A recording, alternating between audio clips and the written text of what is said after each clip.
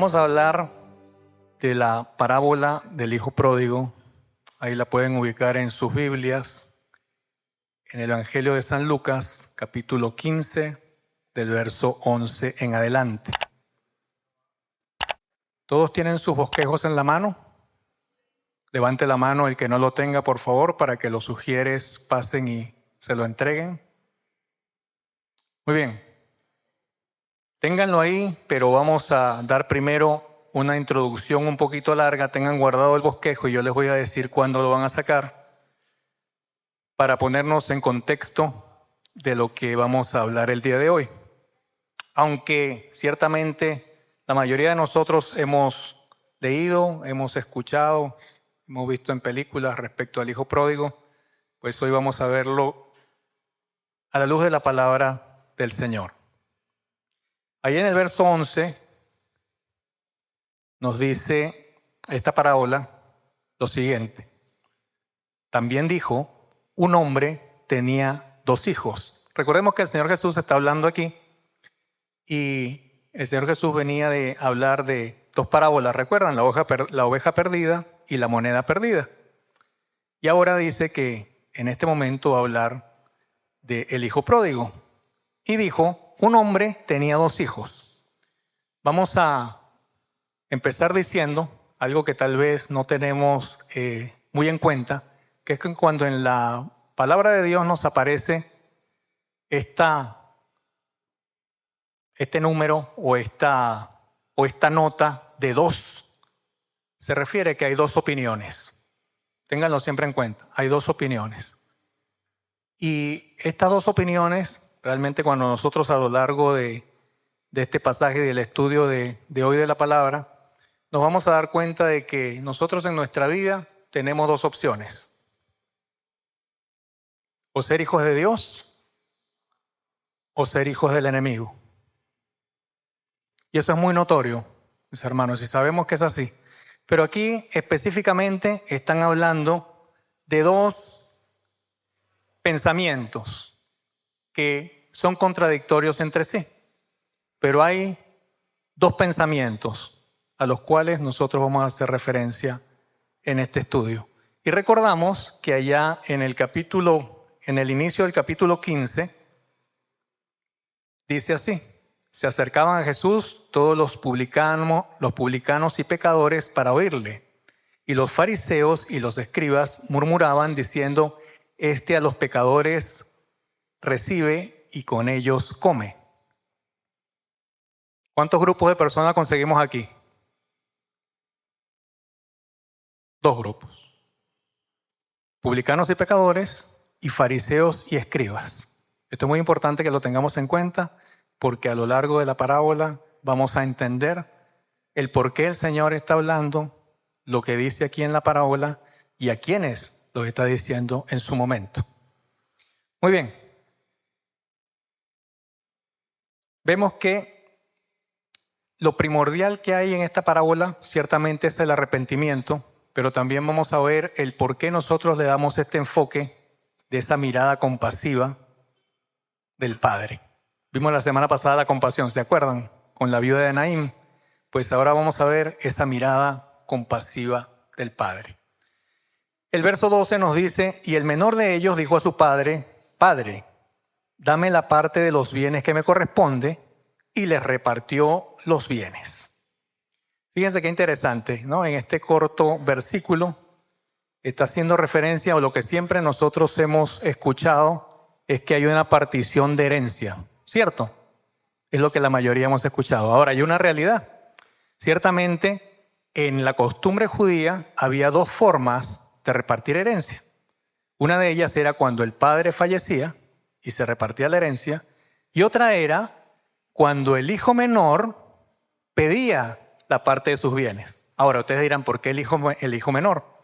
Bueno, sencillo, porque el hijo mayor o el mayor normalmente, usualmente, y no lo iba a hacer, no iba a pedir la parte de sus bienes. ¿Saben por qué? Porque él era el administrador en nombre del padre. Es decir, él lo tenía todo. Así que era como absurdo pensar que un hijo mayor fuese a pedir su herencia en vida porque ya la gozaba. No tenía que pedirla, la gozaba. Pero el menor no gozaba de esto y podía hacerlo. Era parte de la costumbre judía. Ahora bien, ¿qué quiero decir con esto? ¿No? Que a veces nosotros nos ponemos a pensar que el hijo pródigo hizo un mal en este acto. No, ciertamente para la forma judía o para la costumbre judía, pues no hizo nada extraordinario, sino que sencillamente pidió su parte. Ahora bien, nos sigue relatando aquí este mismo verso que el padre les repartió los bienes. Ahora, ¿cómo repartía? Aquí en el original griego quiere decir, hay una parte que se traduce como bios, como biología, como todo, como una totalidad. Entonces el padre iba a repartir todo lo que hasta ese momento poseía. ¿Y cómo lo repartía? Normalmente, según nos enseña la palabra de Dios también en Deuteronomio, se dividía el doble para el hijo mayor y lo restante se dividía entre los hijos menores. Entonces él lo hizo así, como tenía solo 2 hijos, todo lo que tenía lo sumó y de todo lo que tenía el doble de lo que le correspondía a los hijos se lo dejó al mayor y la parte que le correspondía al menor se la dio en efectivo. Así era como usualmente se hacía en la costumbre judía. ¿Por qué les hago este contexto? Porque tal vez no lo hayamos escuchado así y nos hace ver un poco mejor las cosas de en dónde está la mirada del Padre posada. ¿Ok? Entonces, él agarra, o el Padre divide todo lo que él tenía y se lo da al hijo menor y al hijo mayor. Y como sabemos y como vamos a seguir viendo a lo largo de este pasaje, el hijo mayor se queda en casa con su papá. Muy bien. Nos sigue diciendo la palabra de Dios en el verso 13. No muchos días después, juntándolo todo, el hijo menor se fue lejos a una provincia apartada y allí desperdició sus bienes viviendo perdidamente. ¿Con cuánto se fue el hijo menor? Ahí está mi hermano contador con la tercera parte, ¿cierto? Pero todo lo de él, todo lo que le correspondía a él, se lo llevó. Todo. No dejó nada. Ok, quiero que tengamos conciencia de eso. Él juntó todo lo que podía, todo lo de él, todo, se lo llevó todo. Quería que todo lo de él estuviera fuera ¿de dónde? De la presencia y de la mirada de su padre. Todo lo juntó y todo se lo llevó. Ahora nos dice la palabra de Dios que se fue ¿a dónde? A una provincia apartada. Esto aquí en el original quiere decir que se fue muy lejos, tan lejos que era fuera de la tierra de Israel. No era que se fue, estoy en Chuao y me voy a la ruina, no, se fue fuera de Venezuela, en ese caso fuera del territorio de Israel. Entonces, ¿qué nos está diciendo la palabra? El hijo pródigo salió de donde las reglas, de donde los mandamientos, de donde los estatutos, de donde lo que el padre demanda, él no pudiera o pudiera hacer caso omiso. ¿Dónde sería eso? Fuera de este territorio. Y allá se fue él. Con todo su efectivo, con toda su vida, juntándolo todo, allá se fue. ¿Sí vamos viendo la palabra del Señor, mis hermanos? Muy bien. Y allí dice la palabra de Dios en el mismo verso 13, desperdició sus bienes viviendo perdidamente.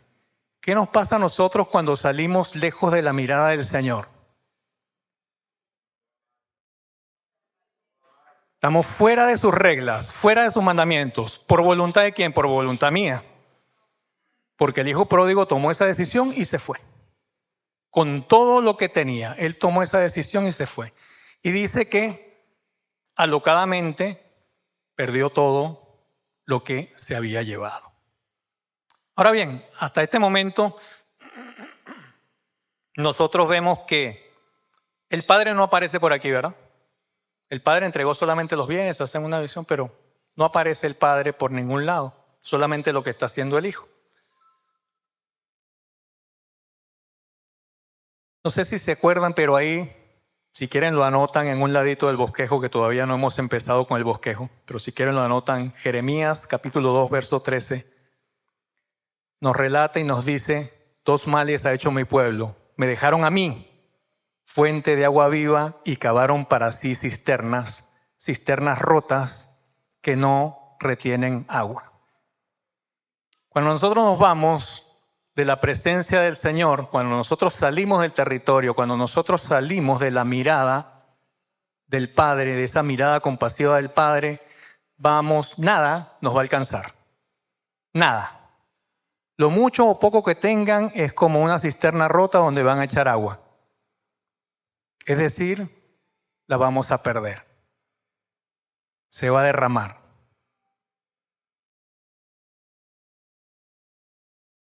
Entonces vemos que este joven se había ido de la mirada del Padre y estaba viviendo una satisfacción personal, bajo su propia decisión. Nadie le había dicho nada, sino que él tomó su decisión y se fue. Estaba viviendo en una supuesta satisfacción y le ocurre esto. El verso 14 nos dice: y cuando todo lo hubo malgastado, vino un gran hambre en aquella provincia y comenzó a faltarle. Cuando todo lo hubo malgastado, allá, fuera de la mirada del Padre, además, ¿qué ocurrió? Una gran hambruna. Y nos dice la palabra de Dios en el original, una fuerte hambruna. O sea, una hambruna que poco nos podemos imaginar. Una hambruna infernal, podría llamarle. Y en esa hambruna dice que a este joven comenzó a faltarle.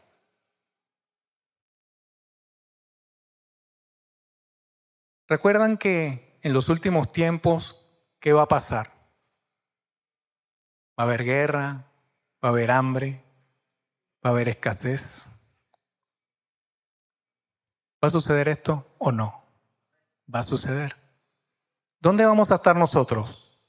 ¿Bajo el territorio del Padre o lejos del territorio del Padre? Esa es una elección que debemos hacerla cada uno de nosotros, ¿verdad? Verso 15.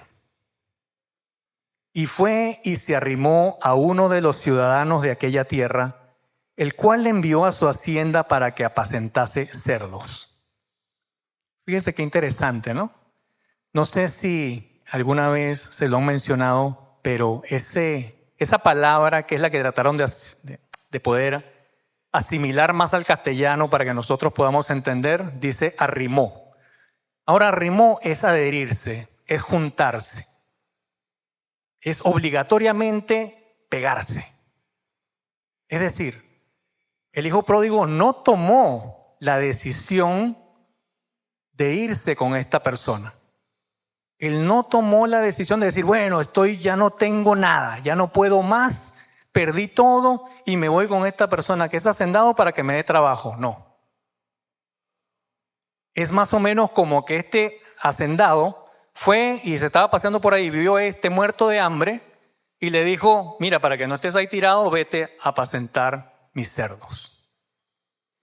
Y ni siquiera fue una elección, sino que lo tuvo que hacer obligatoriamente, ¿sí? Es como agarrar a un esclavo. ¿Sí vamos viendo la figura? Ok, ahora, ¿dónde estaba este hijo? Fuera de la mirada del padre. ¿Dónde estaba? En un territorio donde no debía estar. ¿Dónde estaba? En el pecado. ¿Quién lo estaba esclavizando? El pecado. ¿Quién sería entonces esta persona o este hacendado, que lo mandó a su hacienda? ¿Quién podría ser? No contesten, pero seguro que es el que se están imaginando. ¿Y por qué? Lo vamos a ver, porque sigue narrando la historia que lo envió, dice, a que apacentase cerdos. Recuerden, estamos fuera de Israel. ¿Qué era o qué es lo que no hacen los israelitas? ni comer cerdos. Es abominación, ¿verdad? No hacían eso. Sencillamente no se ponían a criar cerdos. Ahora, yo no sé si esta persona sabía o no, pero lo manda a lo más vil que esta persona podía hacer. Digo yo que no sabía, ¿no? Porque el texto no lo aclara, pero yo creo que sí sabía. Y lo manda a apacentar cerdos. Y ahí está este hombre haciendo lo más vil que puede hacer cuando ha quedado sin nada, que él mismo eligió. Y nadie lo obligó a ello, sino que él mismo tomó su decisión. Pero cuando llega ante esta persona, sí se ve obligado. Ese arrimarse es verse obligado, adherido. Recordemos eso.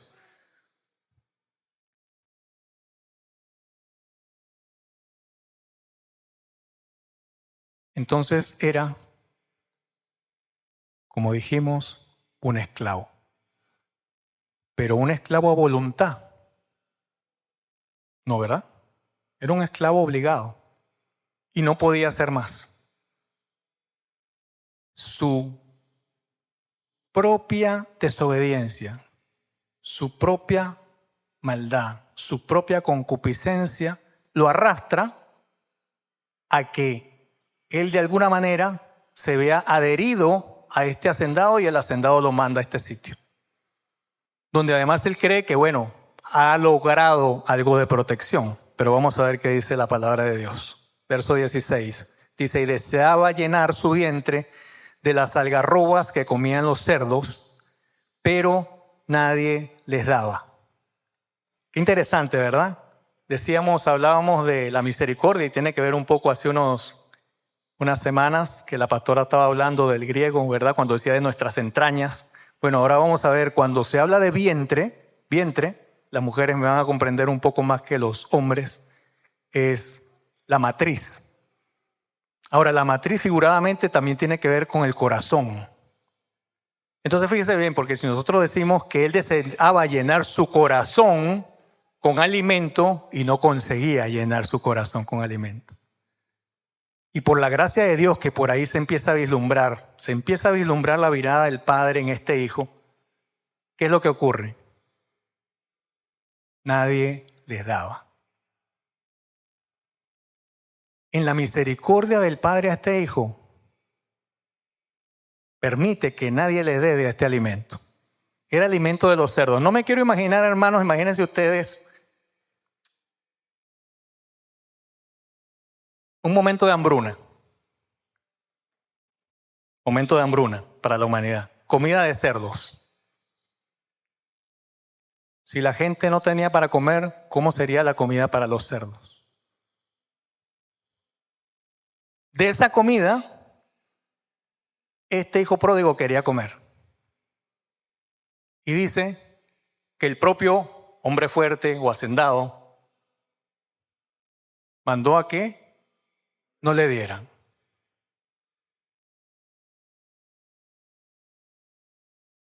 Interesante, ¿verdad? ¿Y por qué no le daban? Ustedes saben que en el contexto también de la cultura judía, cuando uno tenía un esclavo, un judío tenía un esclavo, y este judío no podía darle de comer al esclavo, tenía que liberarlo. ¿Sabían eso? Interesante, ¿no? O sea, si el judío tenía solamente un plato de comida y era para él o para el esclavo, tenía que dárselo al esclavo. Pero como no se lo iba a dar, entonces tenía que liberarlo. ¿Por qué? Porque no podía alimentarlo.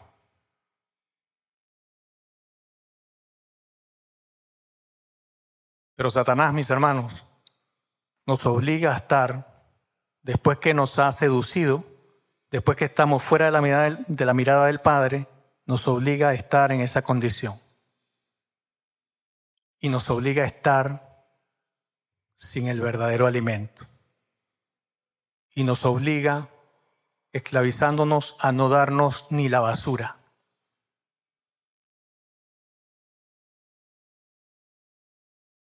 ¿Sí estamos entendiendo?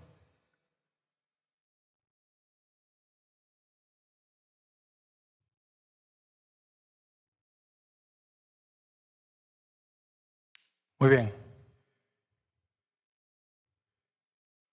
Verso 16 estamos, ¿verdad? Y deseaba llenar su vientre de las algarrobas que comían los cerdos, pero nadie le daba.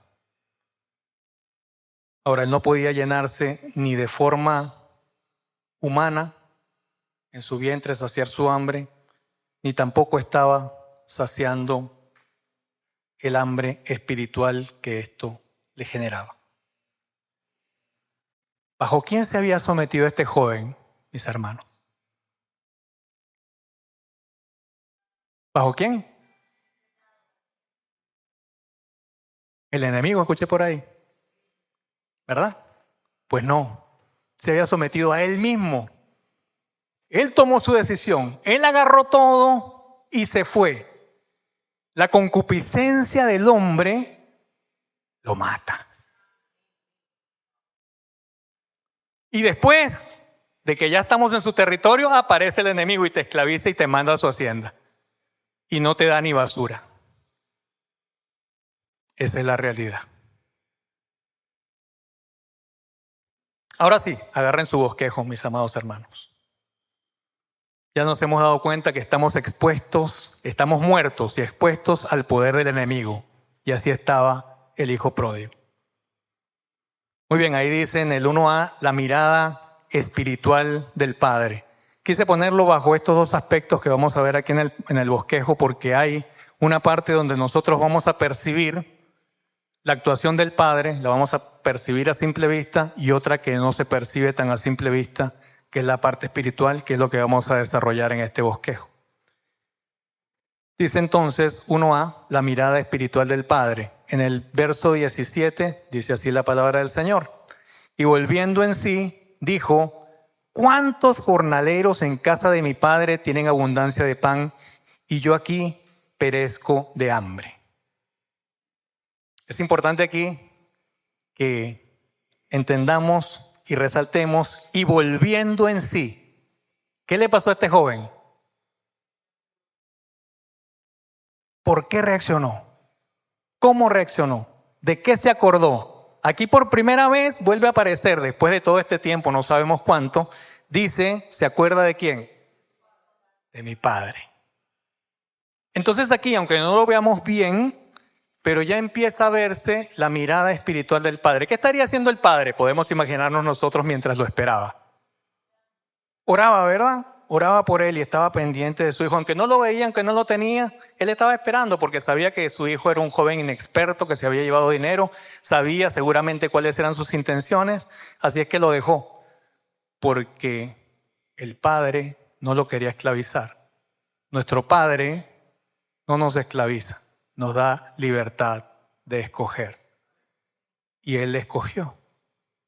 Pero ahora, en esa mirada espiritual del Padre, él está volviendo en sí.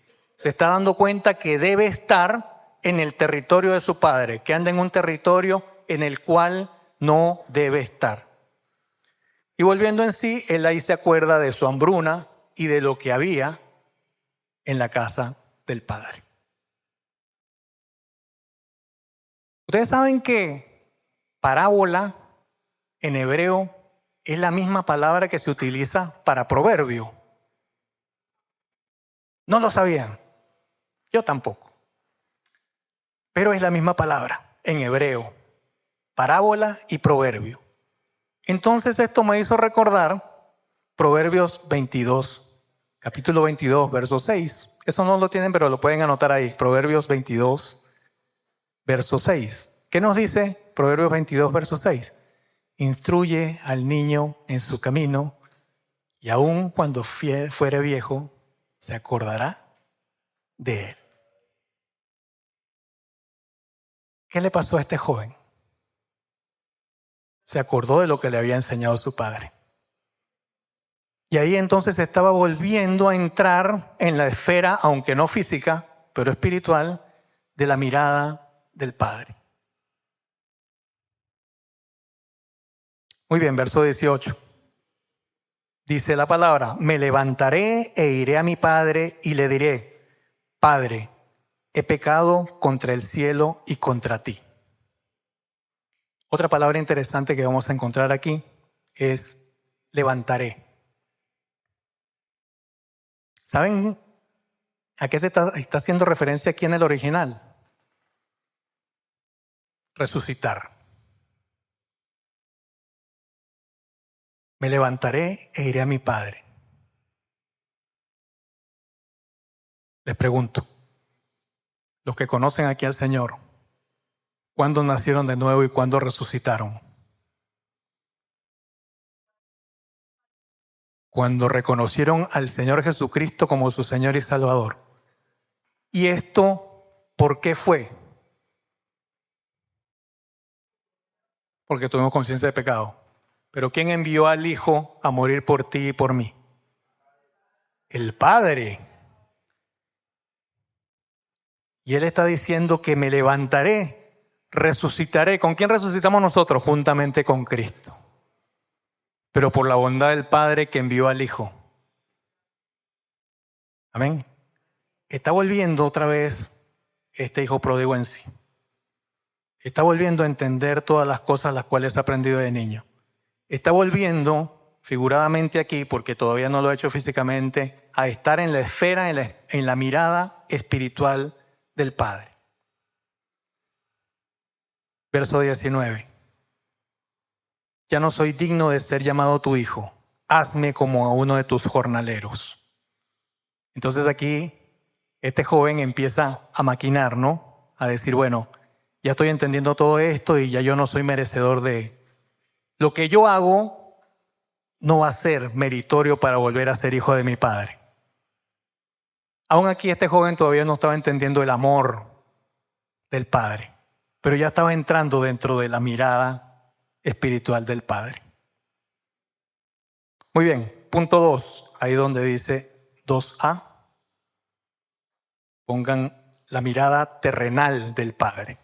1b vimos la mirada espiritual, ¿verdad? Ahora vamos a ver la mirada terrenal del Padre. Dice el verso 20. Y levantándose, vino a su padre, y cuando aún estaba lejos, lo vio su padre. ¿Qué dijimos que levantándose quiere decir en el texto original? Resucitar. Entonces podemos decir, resucitado, vino a su padre. Ahora sí estaba entrando en el territorio, ¿verdad? Una vez que entra en el territorio es cuando ya ha recibido al Hijo y el Hijo nos lleva, ahí nosotros entramos en la esfera de la mirada del Padre, ¿cierto? Ahora, aquí hay una parte física y una parte espiritual. ¿Por qué digo esto? Porque también en el original dice que cuando Él entra en el territorio del Padre, voy a ponerlo con una ilustración a ver si lo comprendemos mejor. El Padre está en Caracas y el Hijo entra por Maracaibo y está entrando en el territorio venezolano, ¿verdad? Ahora, es imposible que el Padre lo vea desde Caracas hasta Maracaibo, ¿cierto? Pero ya lo vio. Ya vio que está ingresando al territorio donde debe estar. Pero aquí literalmente, si vemos que el Padre como que lo ve a lo lejos, no sé si utilizó un largavistas, algo tenían ahí que lo vio a lo lejos y salió a recibirle, ¿verdad? Pero vemos que en esa mirada terrenal el Padre ya está pendiente de nosotros. Una vez que su mirada espiritual ha hecho vida en nosotros, su mirada terrenal va a estar ciertamente al lado nuestro. Y Él va a estar pendiente de nosotros, por muy lejos que parezcamos estar. Punto 1b. Vamos a otro punto ahora, la compasión. La compasión espiritual del Padre. Vemos ahí en el mismo verso 20, ¿verdad? Que dice, levantándose vino a su padre y cuando aún estaba lejos, lo vio su padre y fue movido a misericordia. Entonces aquí sí vemos nuevamente que, ¿qué es lo que el Padre lo había conmovido? La misericordia, sus entrañas, su ser, la matriz, como dije, ¿no? Que las mujeres pueden entender un poco más que ahí en ese sitio, en esa matriz, ¿qué es lo que pasa? Ahí se puede albergar un recién nacido, un bebé, ¿cierto? Ahora, ¿qué es lo que hace el vientre casi de manera sola o aparte de albergar el bebé, mi querida pastora? alimenta al bebé, ¿verdad? Ahí en lo más profundo. Y lo alimenta con el alimento de la madre. Lo va alimentando. Entendiendo el Padre, porque ya lo ha visto espiritualmente y ahora lo está viendo terrenalmente, esa misericordia, ese corazón que ha cambiado del Hijo, se adhiere ahora al corazón y a la misericordia del Padre. Distinto a aquel que estaba allá tratando de comer las algarrobas con alguien que lo que quería era tenerlo de esclavo sin darle alimento de ningún tipo, ni real ni espiritual. Y aquí el Padre entonces, movido a misericordia, se va. ¿Y qué más hace? Nos dice ahí el pasaje 20, el versículo 20, dice, se echó sobre su cuello, también nos dice eso, ¿verdad? Ahora nosotros usualmente pensamos en que, claro, fue y lo abrazó, ciertamente lo abrazó y se echó. ¿Dónde se echó? Dice ahí, en el cuello. Ahora, ¿saben lo que en el original texto griego, cuello, realmente es garganta? O sea, no es que se asió por aquí o por este lado, sino que fue aquí. Y es interesante porque ustedes se acuerdan que cuando en los tiempos romanos, ¿verdad?, estaban los gladiadores peleando y cuando uno ya se veía que estaba derrotado, ¿qué era lo que hacía? ¿Se acuerdan? Hacía esto. Exponía su garganta para que el opositor de una vez lo decapitara y ya se muriera para no seguir sufriendo. Sí han visto esas películas, ¿verdad? También, esto sí lo deben haber visto, cuando los animalitos están luchando, los animales salvajes pelean, o un gato y un ratón, no sé si los han visto, ya se ve perdido. ¿Qué es lo que hace? Expone su garganta para que lo mate de una vez el opositor. Ya no puede más, está rendido. Cuando se rinde, expone su garganta. ¿Qué estaba haciendo entonces literalmente este hijo pródigo ante su padre? Yo merezco la muerte, le está diciendo. Yo no merezco ser hijo tuyo, yo no merezco nada. ¿Y el padre qué hace? ¿Cómo te fuiste de aquí? Malgastaste todo y viniste. Me saco la correa y te voy a... Dice que lo abrazó. Él llegó exponiendo su maldad, su mortandad. Estoy desahuciado. Lo que merezco es la muerte. Y él lo abrazó y se echó sobre su cuello y garganta. Lo perdonó. Eso es lo que hace Dios con cada uno de nosotros. Todos somos merecedores de la muerte. No hay justo ni aún uno. Y el Padre viene y nos abraza por la garganta y nos perdona. Punto 2b. La compasión terrenal del Padre. Dice la palabra ahí también que el Padre corrió. ¿Ustedes se acuerdan dónde aparece en la palabra de Dios por primera vez la palabra correr?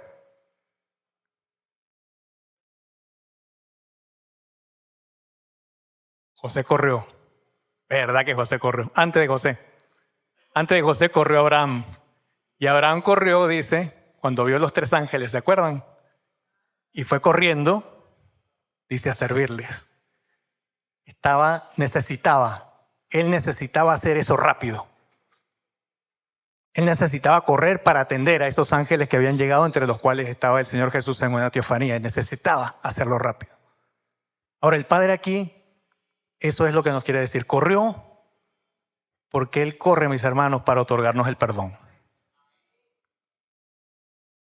Pero no anda detrás de nosotros persiguiéndonos, sino que Él espera que nosotros tomemos nuestra decisión de salir de allá, de ese sitio donde estamos que no tenemos ni algarroba para comer.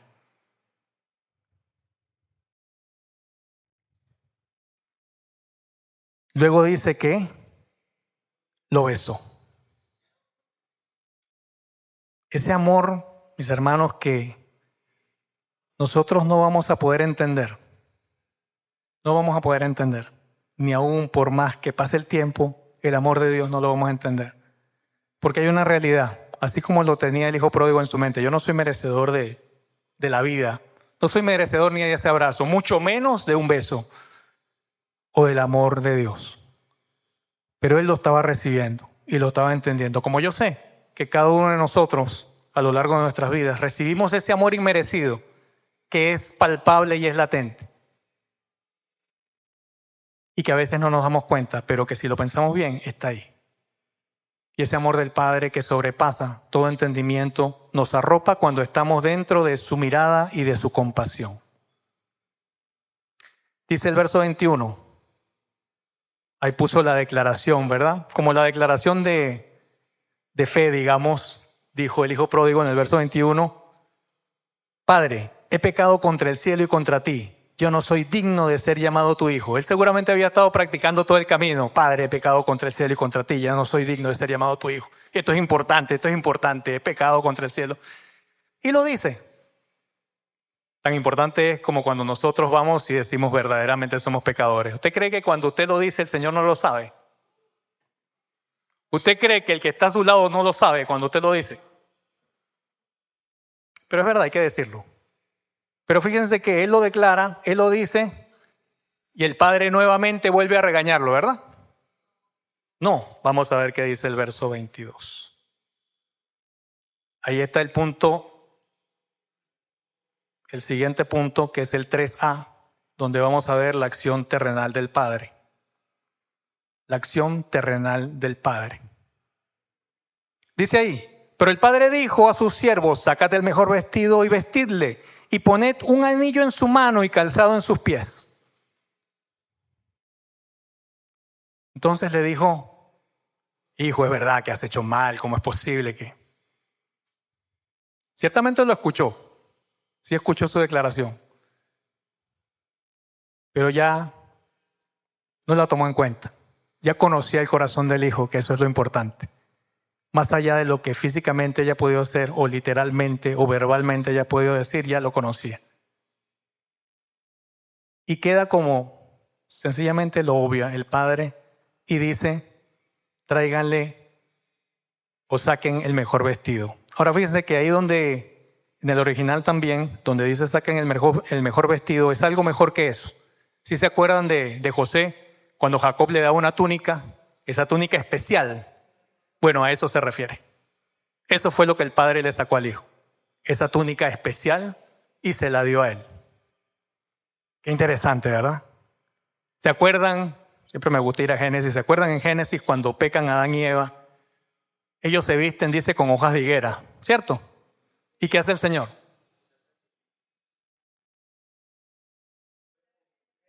Los cubre con pieles.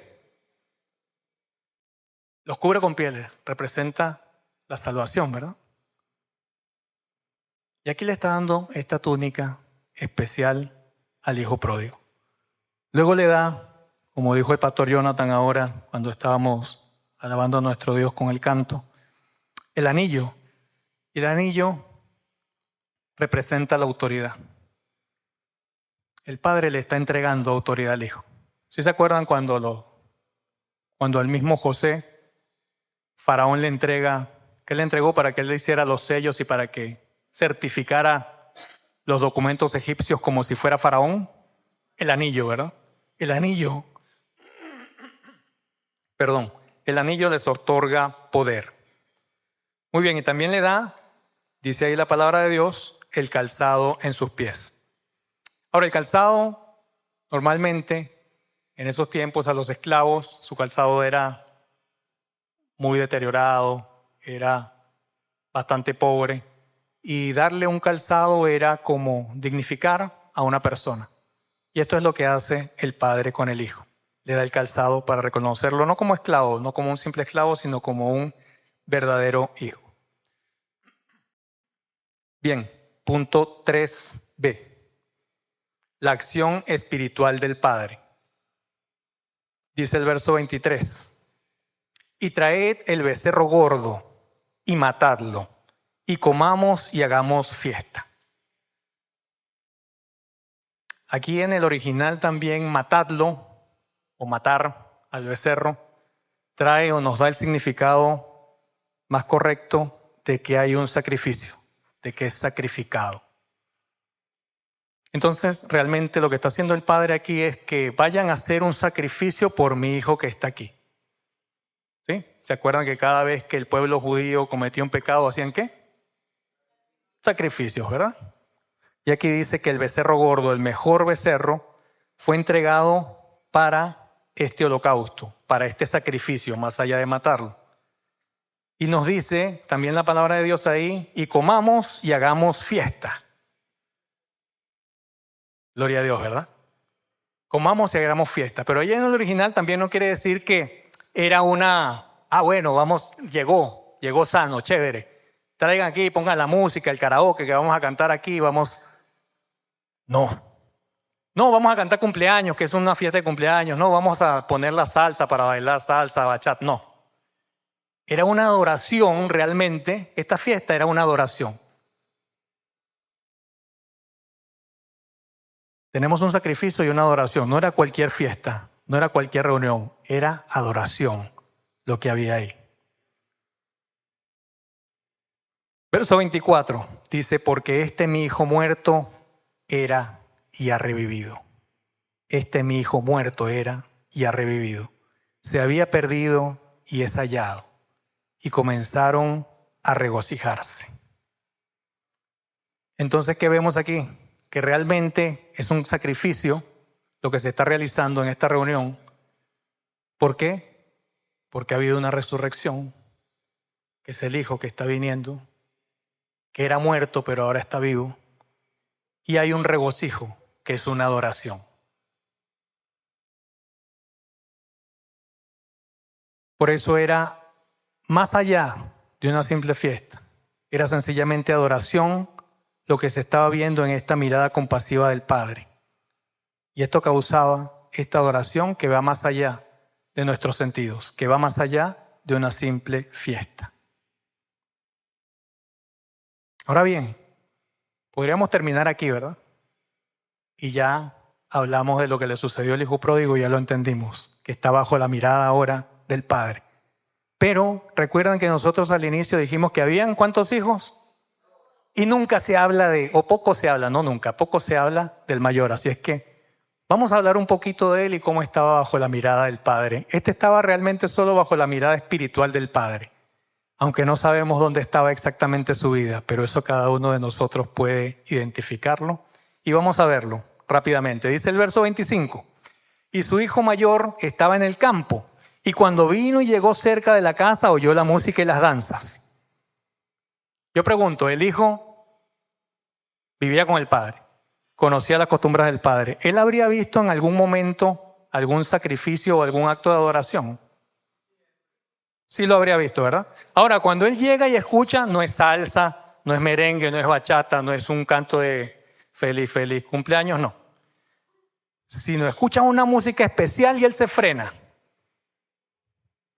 Y esta música es de adoración, pero algo que sí no sabe es el por qué, aunque tal vez lo intuye, pero no sabe el por qué.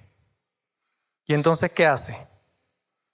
Oyó la música y las danzas y dice, el verso 26, y llamando a uno de los criados le preguntó, ¿qué era aquello? Quiso informarse, ¿verdad? ¿Qué está pasando? Aunque él más o menos, yo creo que algo que más o menos sabía que era lo que estaba ocurriendo. Pero él le pregunta o llama a un criado para informarse. Verso 27, y el criado le dijo, tu hermano ha venido y tu padre ha hecho matar el becerro gordo por haberle recibido bueno y sano. ¿Qué hace el criado? Le predicó. El criado le dice, mira, ha llegado tu hermano que estaba muerto, ahora vive, ha resucitado y nosotros estamos adorando al Señor.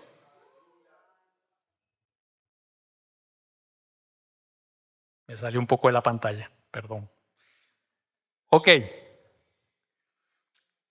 Entonces, el criado le predica a este hermano mayor. Verso 27. Él le dijo: tu hermano ha venido y tu padre ha hecho matar el becerro gordo por haberle recibido bueno y sano. Verso 28. Entonces, ¿qué le pasó? Se enojó y no quería entrar. ¿A dónde no quería entrar? A la casa, ¿verdad? Pero a la adoración que se estaba dando en esa casa. No quiso entrar. Ahora bien, ¿quién salió entonces al encuentro? El Padre. ¿Dónde estaría entonces verdaderamente el hijo mayor? ¿Estaba verdaderamente bajo la mirada y en el territorio de su padre? Espiritualmente estaba lejos, físicamente estaba ahí, pero espiritualmente estaba lejos, porque él entendía que allí había adoración, que había resucitado a su hermano, que era muerto y ahora es vivo. Un verdadero hermano gozoso entraría y se alegraría de ello. Pero él no estaba reconociendo esto en su corazón.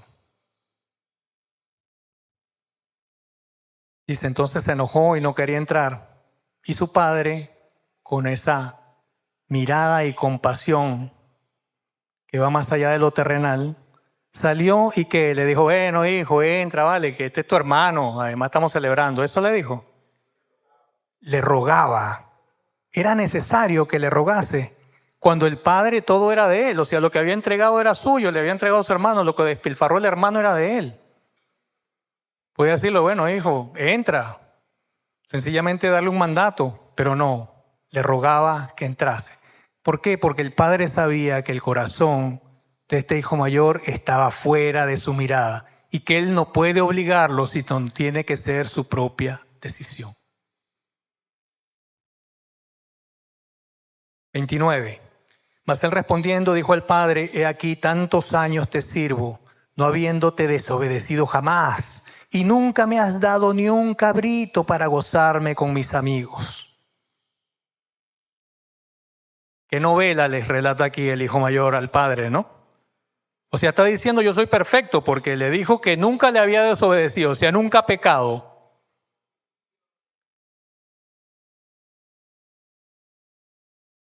Y además le dice, ni un cabrito me has dado para gozarme. ¿Cuántas veces no se habrá sentado él a la mesa del padre en un banquete con un becerro gordo a comérselo? Es una historia de autocompasión novelera o absurda lo que está diciendo realmente este hijo mayor. Él se veía perfecto y merecedor de todo, pero esa era su propia opinión. Estaba muy lejos de la mirada y de la compasión espiritual del Padre. Verso 30. Pero cuando vino tu hijo, le sigue diciendo, que ha consumido tus bienes con rameras, has hecho matar para él el becerro gordo. Es decir, él sigue sin entender el acto de adoración que hay ahí, porque sencillamente está lejos, muy lejos de esa mirada, de esa compasión y de la mirada del Padre. Verso 31. Él entonces el Padre le dijo, hijo, tú siempre estás conmigo. Real y literalmente siempre no estaba con el Padre el hijo mayor. Siempre estaba, ¿verdad? Estaba ahí. Físicamente estaba ahí. Y todas mis cosas son tuyas. Pero él aparentemente en su declaración hace como además que entre paréntesis, en ningún lado aparece que el hijo haya disipado con rameras, el hijo pródigo haya disipado con rameras.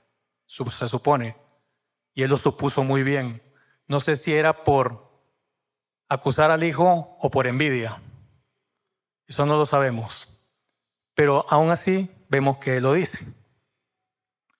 Y una vez más, la compasión de la mirada del Padre, que en el original, cuando le dice hijo, a su hijo mayor, ahí se está refiriendo realmente en el original, le dice niño. Si el padre le dice a su hijo mayor niño, o le dice hijito. Con esa compasión se acerca, después de toda esta, no sé cómo llamarlo, de toda esta expresión verbal que hace el hijo mayor de su situación, de su pobre situación, de la cual como lo estaba tratando el padre viene y le dice, hijito,